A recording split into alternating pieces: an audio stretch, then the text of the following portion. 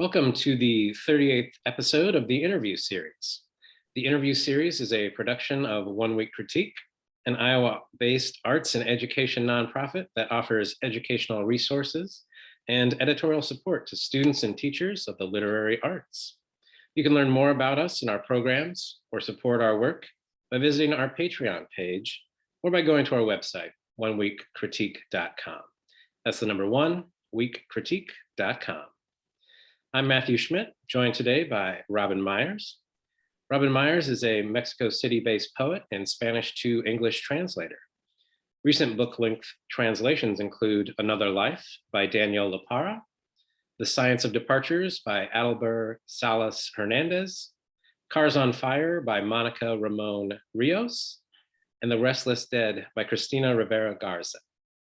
Other translations have appeared in Granta, The Baffler, Kenyon Review, The Common, Harvard Review, Waxwing, Los Angeles Review of Books, and elsewhere.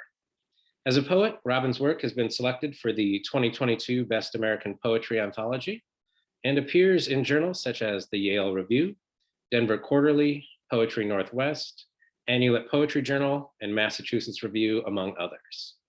Her collections have been published as bilingual English-Spanish editions in Mexico, Argentina, Chile, and Spain. Welcome, Robin. Thank you so much, Matthew. Today we'll be looking at, we've been discussing what it would mean to have a child in These of All Times, which was initially published in the Yale Review. I thought we'd just start off a little bit by talking out your writing process in general and how this first draft developed. Yeah, thank you. And thanks again for the chance to be here. I'm a very erratic writer of poems. I tend to go for long periods without writing much at all and just sort of nursing things, kind of working them over in my head.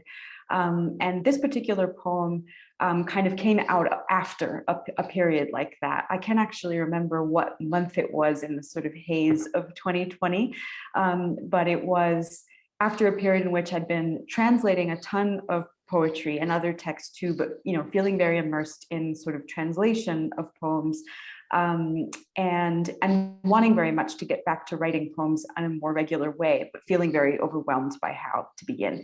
And so I ended up in this sort of informal month-long writing group where the only commitment was to write something every day and send it to the group. No workshopping, none of that, just sort of producing something, which for me became sort of an opportunity to explore writing really short poems, which is not usually my MO. Like I think I tend towards sort of discursive and not necessarily long poems, but certainly not the kind of super short ones, but just kind of practically speaking, given the sort of compression of the days, that's what ended up happening. And so this poem, I was in this sort of mindset of like, okay, it's a new day, I have to write a new poem. It did in this case sort of emerge from a really, really specific moment, which is I was starting to cook dinner and slicing some vegetables, and I cut into a zucchini and I saw this little worm peek its head out. And I had this sort of moment of, it was sort of surprising, but I found it a sort of very kind of tender image. It was just this little guy kind of waving its head around, looking confused. And so I just sort of stopped what I was doing and looked at it for a while.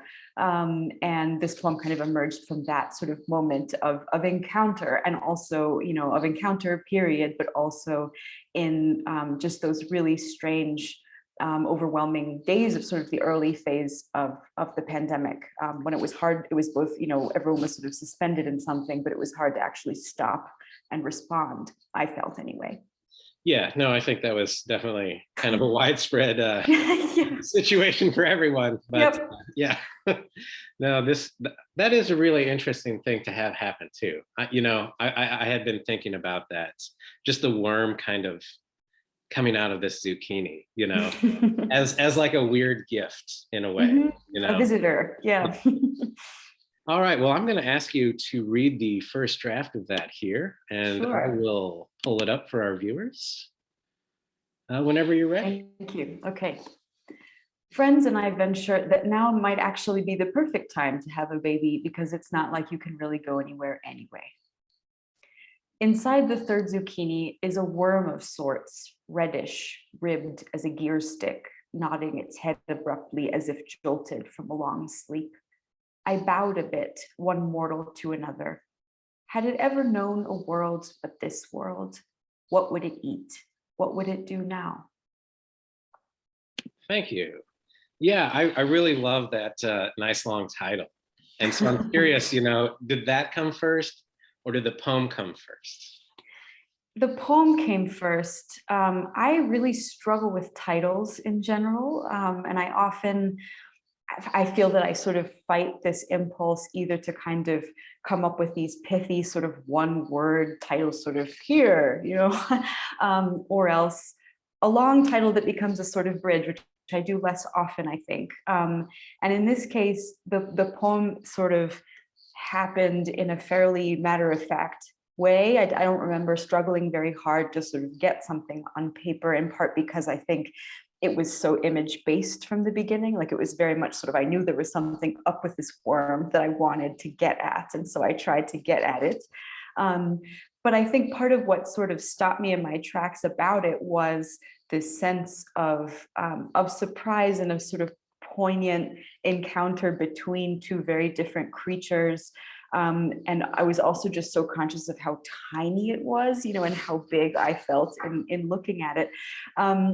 But I think I sort of intuitively felt that there was something emotionally that I wanted to get at in a different way as well, that had to do with the pandemic, but it also had to do with just sort of the sense of disaster in general. And I think that's part of what for me has been so interesting about the pandemic, is this sort of intensification of a feeling of crisis and of how difficult it is to imagine the future we're sort of barreling our way into. And also just sort of the idea of what it would mean. What does it mean to decide to be a parent in general, which I think is just kind of a wild, enormous question that I see lots of people around me struggling with and that I struggle with. And that was a sort of first little moment of connection, was sort of in a way also that actually made me a little bit uncomfortable, I have to say, because there's something, I think the kind of the grossness of the worm. Like I liked the worm, I had nothing against the worm, but there is something a little weird. I was sort of aware of my own weirdness and kind of trying to connect the image of this little wiggly worm with a human baby. But I decided that the title was a way that I could start to bridge some of that, the way that I was groping towards bridging some of these ideas without trying to overpack the poem, which I think it needed. I felt that it wanted to be a short poem. Yeah, I always thought about this, the fact that people that have children are simply like older children. Yeah. And like this the whole idea of parenting being, somehow you're wiser by being older and having like experienced the world. Yeah. And yet like you're trying to figure out like, how do I nurture and raise a child that is going to kind of replace me at some point? It's a very strange thing that I don't really, I can't say I understand either. And I think that's a very like complicated thing, especially in something like a pandemic where you don't really know, what's going to happen. Yeah. How bad is it going to get? How bad is it already? What does it mean to sort of try to kind of suspend the current reality and imagine something beyond it when we aren't there? Yeah. Yeah. And we have no idea when that's going to We be. have no idea. Yeah. All right.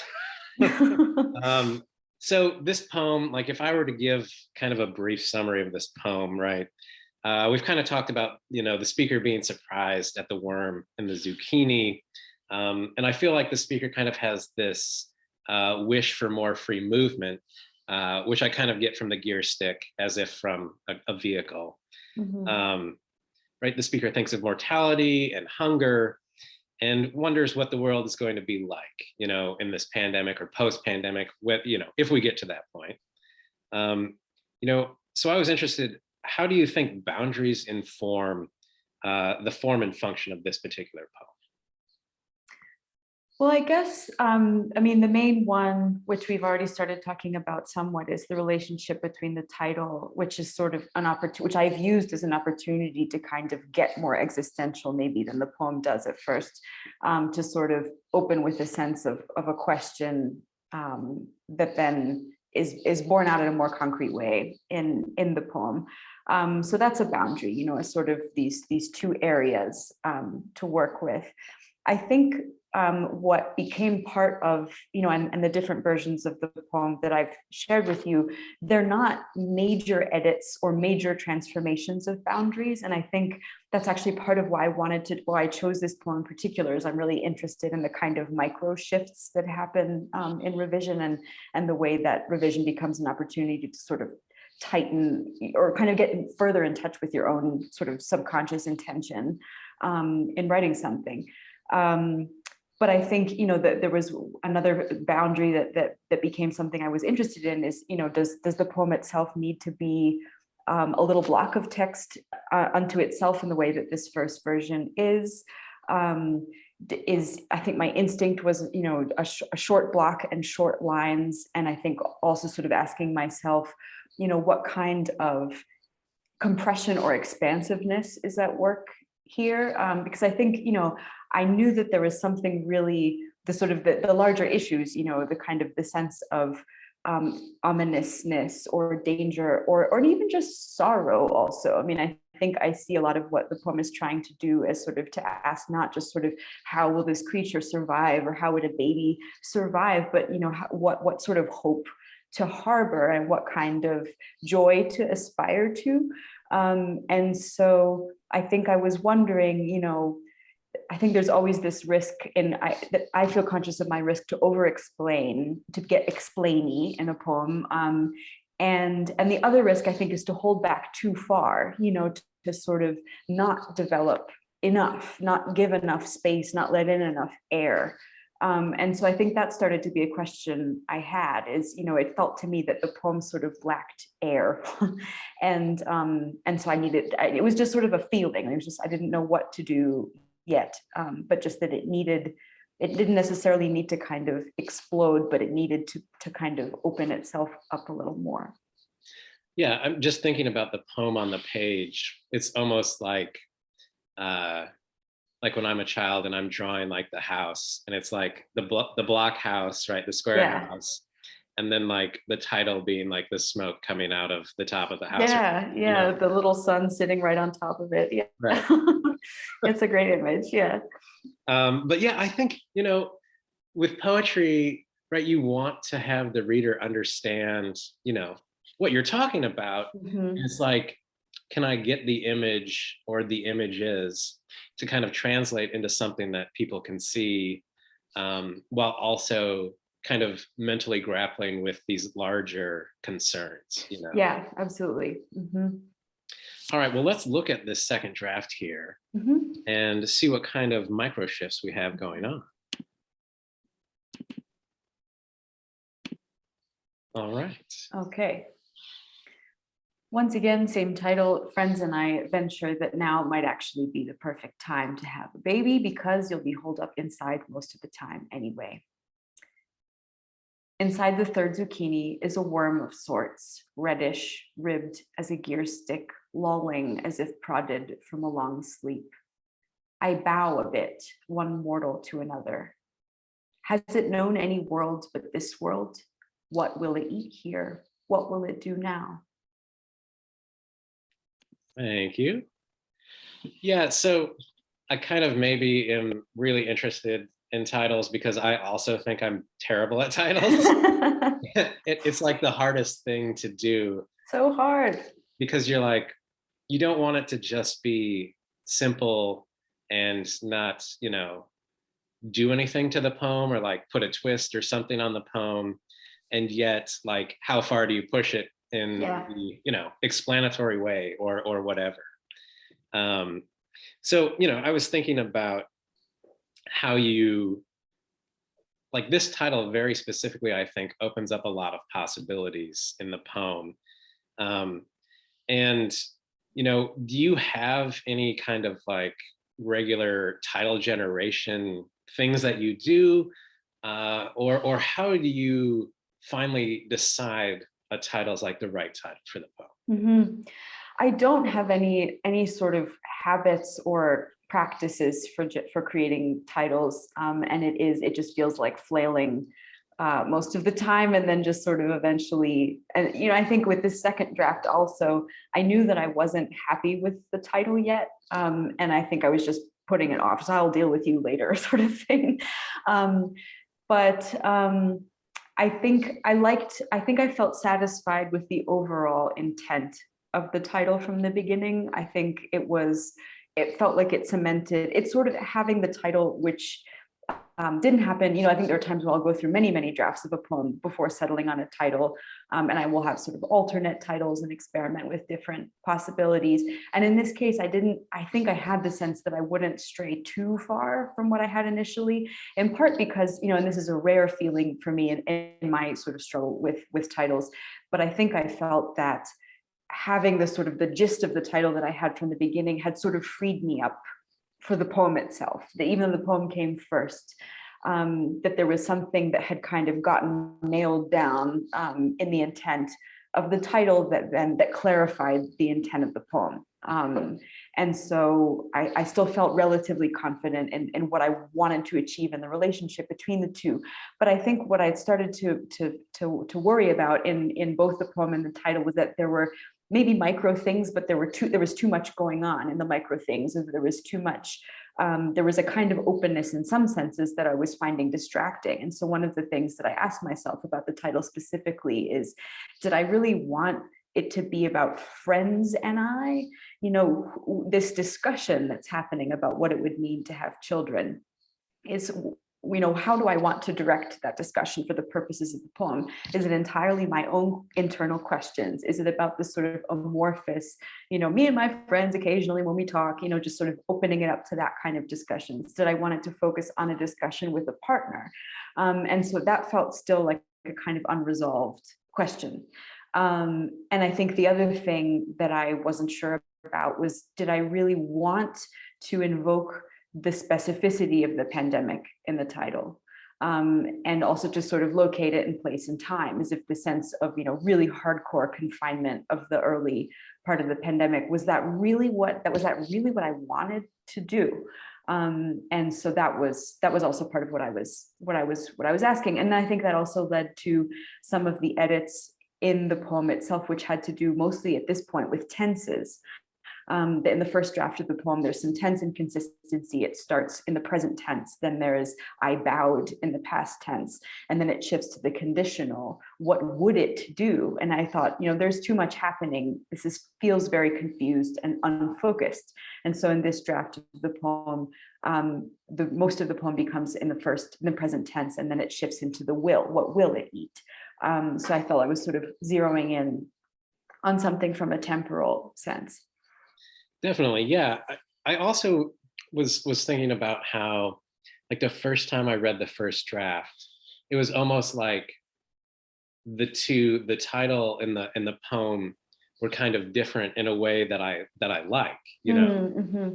and insofar as, I kind of read the title and it's more conversational, as the title specifies. But then we have more of this kind of reverential Mm-hmm. tone once we start reading the poem. And so I really like that. And, was thinking, is it a useful thing, do you think, to provide some sort of dissonance between the title and the poem? And that is something that will necessarily be expansive? I think it can be useful. I don't think it is necessarily expansive. And I think one of the worries that I had about the title is that it was trying to be too cute. And I think that there especially with poems that either have a sort of long kind of tongue-in-cheek title, or poems in which the title is the first line of the poem, which I think can be really interesting as a device and can be helpful as a sort of funnel, of things into the poem. But I think it can be like anything can be overused, of course, but I think that certainly is something that I personally am wary of overusing, of it just sort of feeling kind of pat and trying to be clever. So I think that was one of the questions that I had consistently in working on this poem.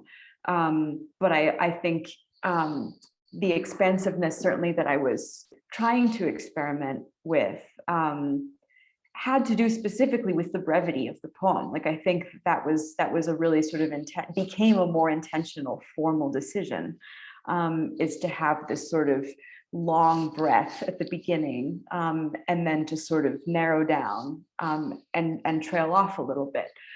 So there's something not just sort of idea based, I think, in the manufacture of that relationship between title and poem, but also rhythmic, thinking about it as a sort of starting in a very sort of different rhythmic space, and then trying to condense, to distill, and I think the sort of, when you talk about the poem, that the hope is that, the reader will know what you're talking about. I also think a lot about how, a poem is a visual object. It's a thing, it's made of stuff, and it teaches you sort of what it's made of. It reveals itself and kind of walks you through it. So I wanted there to be a sort of a change in its movement. And in that sense, I think, there was an expansiveness that I hoped would be possible for the reader, but sort of, in the opposite direction, that it wouldn't sort of, open out, but sort of distill down. Mm-hmm.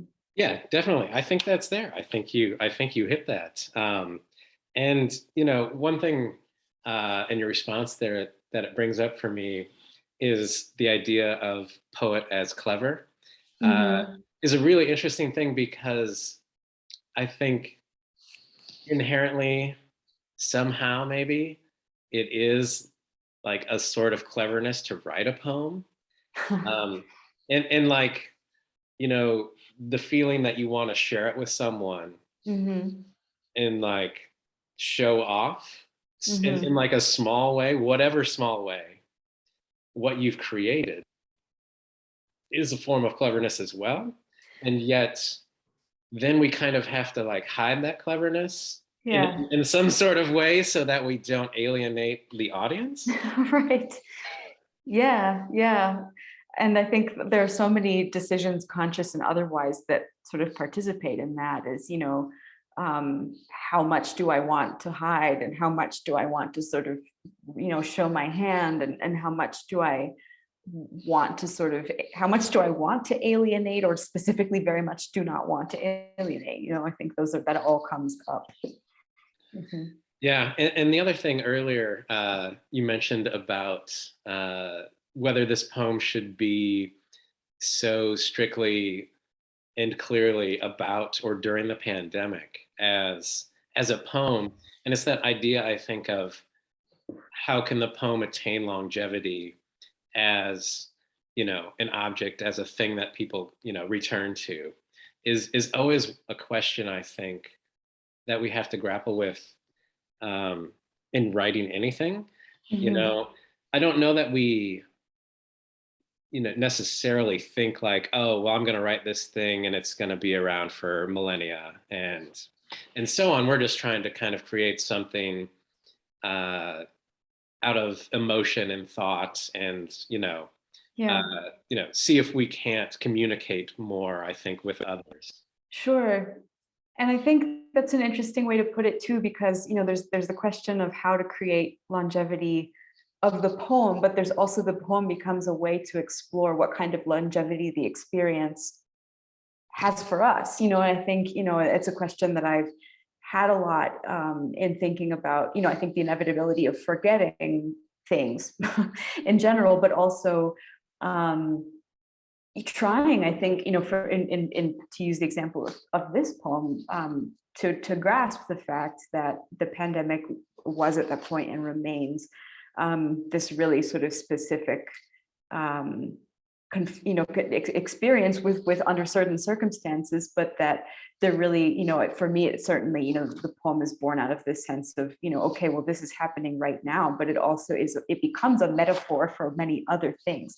And so how to also sort of dig past the confusion of the specifics of, the pandemic or any other experience, and to ask ourselves, what is this actually stirring up, or what sort of fears or hopes or curiosities or questions, that go beyond the fact that this is, whatever, June of 2020, that something that also is going to continue to be a question after, and was a question before too.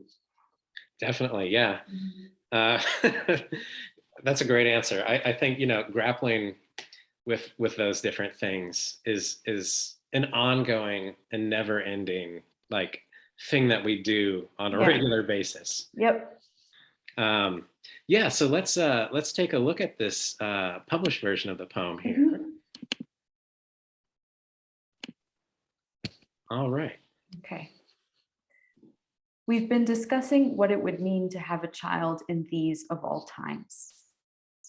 Inside the third zucchini is a reddish worm, ribbed, ready as a joystick, flailing as if rattled from a long sleep. Behemoth, mortal, I put down the paring knife for a better look. Does it take the open air for a roaring wind? What will it eat here? What will it do now? Thank you. Yeah, I really think this version is it feels like a lot fuller in detail and nuance. I really love Behemoth for the worm. That's a really great juxtaposition. But it's like, for a life of any kind, it's like, it's a huge deal. Just the fact that there is life and that it keeps going and surprising things happen during life. The question marks are gone in this version, but there's a knife present now. So I feel like the notion of danger has entered. How did you arrive at this pared down title and, the poem as it stands here? Like, how do you whittle away to that essence? Whittling is always the verb I come back to. I really like that idea, sort of revision as whittling down to something in the middle.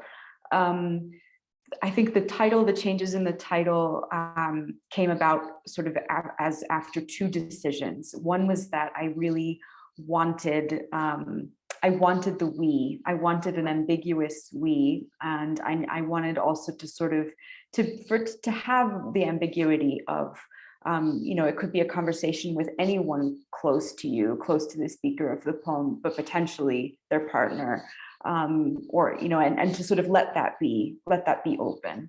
And I decided also that I wanted it to be the times and not the sort of the specificities of the pandemic necessarily. And because it was, I think, more and more, I realized that the sort of questions I've been asking myself within the poem and beyond the poem don't just have to do with the pandemic, but about sort of what does it mean to be a person on planet Earth at this moment, sort of looking at everything we're looking at. And so I decided that I wanted to pare it down in that way and to focus it. Even taking out some of the details made it feel a bit more focused to me. And I think, the whittling of the poem itself happened in sort of looking at spaces that just felt a little bit kind of squishy for me. There were kind of moments that I felt that needed some kind of harder details. They needed some more information and some more interaction, rather than just sort of, I looked at this worm and I wondered some things to myself. Like, I think I needed the speaker of the poem to be doing something, to be a little bit more active in her relationship with what she was looking at. So focusing on the image of cooking, just sort of, if you're slice this thing open, I've got a knife in my hand.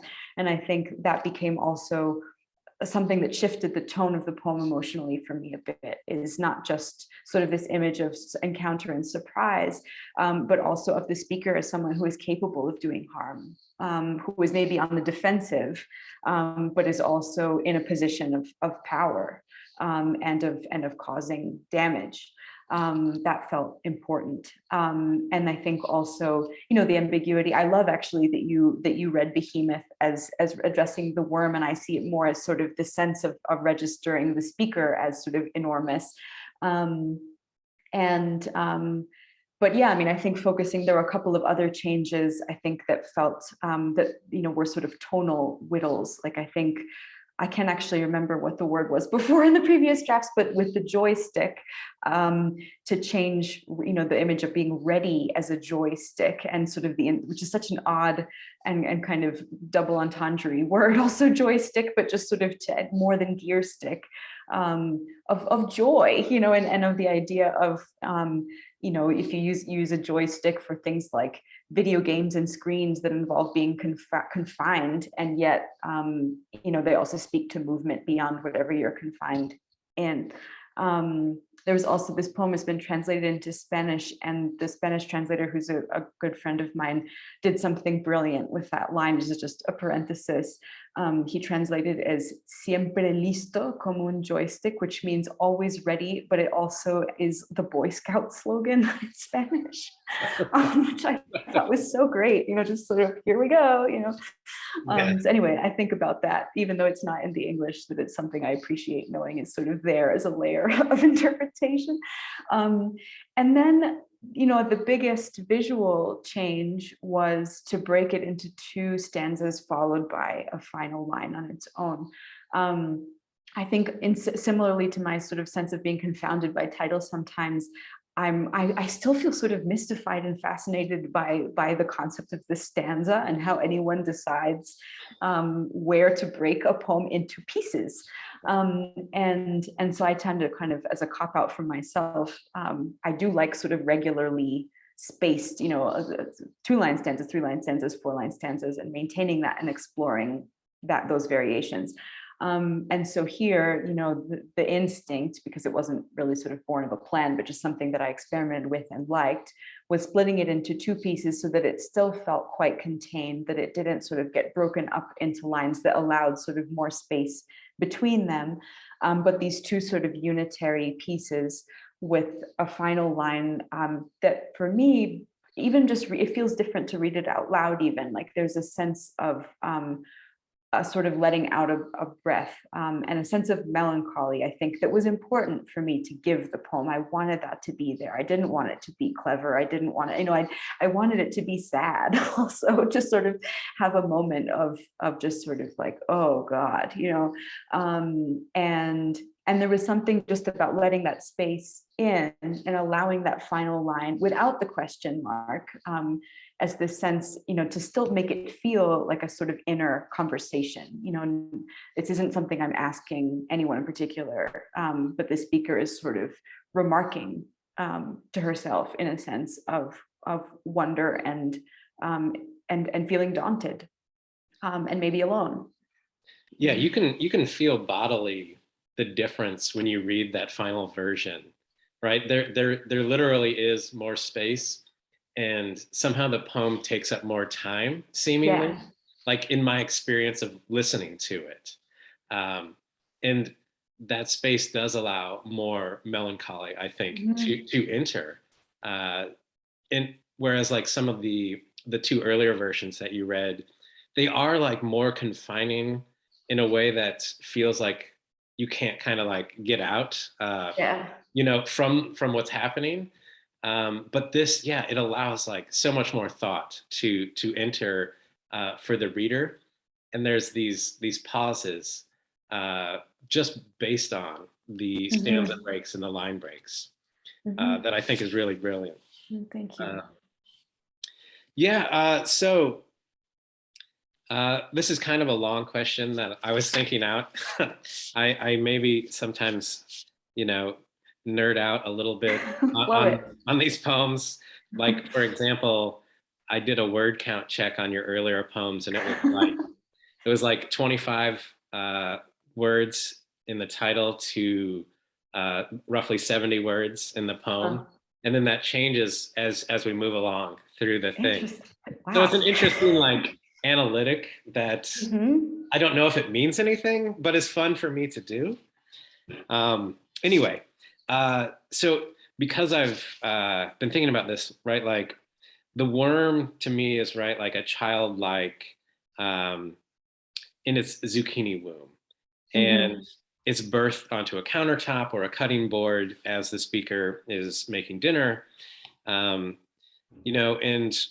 the choice of what to do with the worm clearly weighs heavily on that speaker. But not only that, the idea of having a child during a pandemic, it takes shape in this sort of apocalyptic environment. And, here I was thinking of the roaring wind in that final draft there, about how the baby would grow, whether and how it would flourish, and what's left to do on Earth, because, we don't know exactly what the end result of this pandemic is going to be yet. And so, I think discussion helps us hear many different viewpoints, right? We test our thinking and so on. And sometimes we reshape our ethics, goals, and desires. Do you think revision is a discussion with ourselves as writers, translations of what we're trying to say that come closer and closer to what we mean?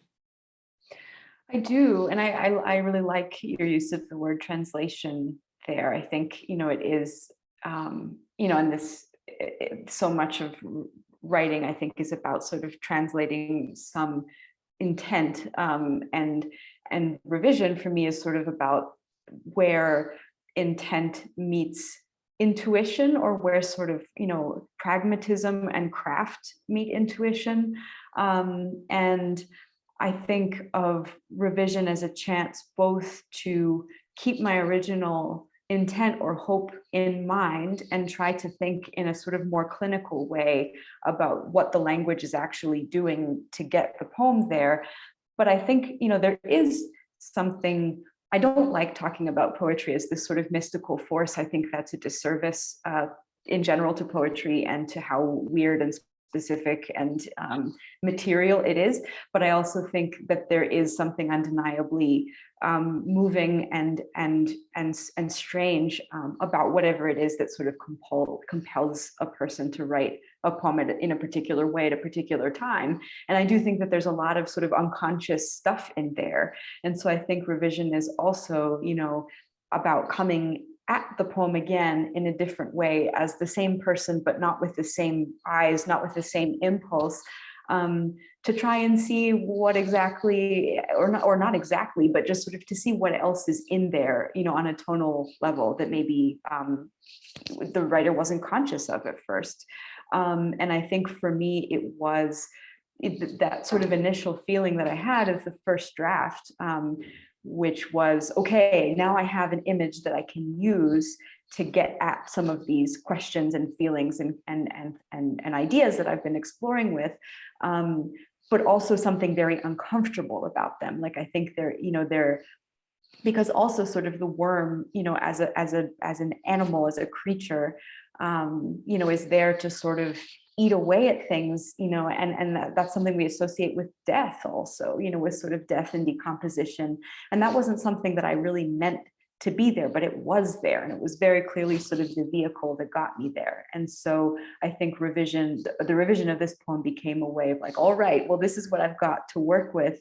How am I going to bring that out in a way that still connects to what I was sort of more deliberately thinking through?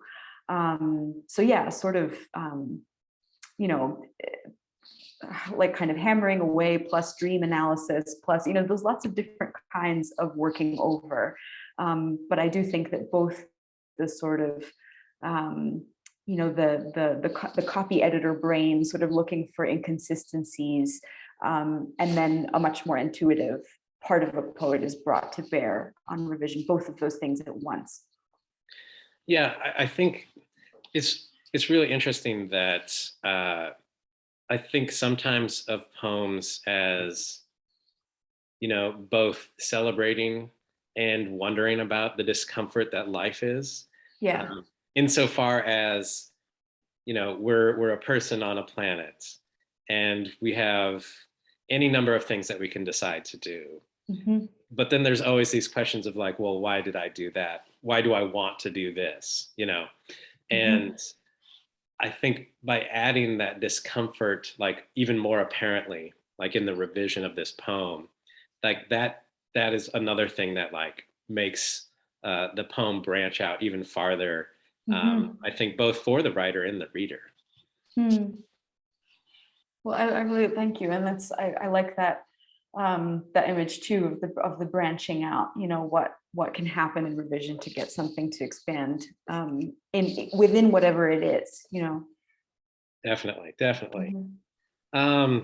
So this final question, since you are a translator, I wanted to talk a little bit about how that works for you. And I know you have a monthly column called The Guest with Palette Poetry.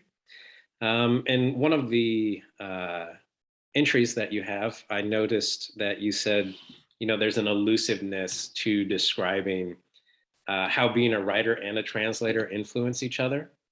So I'm not going to like press you on that unless you want to go to that place. But maybe you could discuss a little bit about how you think in languages and how your voice and the voices of others are working together and talking to each other. I definitely think of it that way as talking to each other. I think, you know, where one influences the other is where it gets, I think that always happens. It's always happening. And it's the sort of the elusive stuff to talk about. But I think fundamentally for me, you know, the experience of translating a poem is a form of writing in company with the person who wrote it. You know, it's a sort of writing towards something. And I think it's, you know, I thought a lot about this, especially, you know, in this sort of period of time that we're talking about, that this poem came about when I was finding it a lot easier to translate poetry than to write poetry. Because there is, you know, it's you bring the same, you bring your voice to it. I think, you know, and it's impossible as a translator to take your own voice out of it, because a voice is made of your language. It's made of the language you've learned to talk. And so, you know, you're never gone from I'm never gone from a translation. And yet, what really is very different is that you're not starting from nothing. You know, that you're an interpreter. I have a couple of translator friends who talk about the fact that they think the words for translator and interpreter should be switched, because, you know, the idea of a simultaneous interpreter is someone who is sort of either responsible for saying what is said in real time, and whereas translator is sort of just more of a job of refashioning a work of literature. And yeah, I see translation as a sort of performing art. You're singing a cover song, you're playing the piano from a score. So of course there is going to be interpretation and creative license and freedom and change and transformation. But you are engaged with something that is right in front of you and trying to relay in the translation what it is that you found remarkable and important about it. So I think that translation certainly has helped me de-romanticize writing in lots of ways. I think because there is more of this sense of approaching a poem to translate as sort of solving a puzzle on some level. You know, I have to sort of take stock in a more clinical way.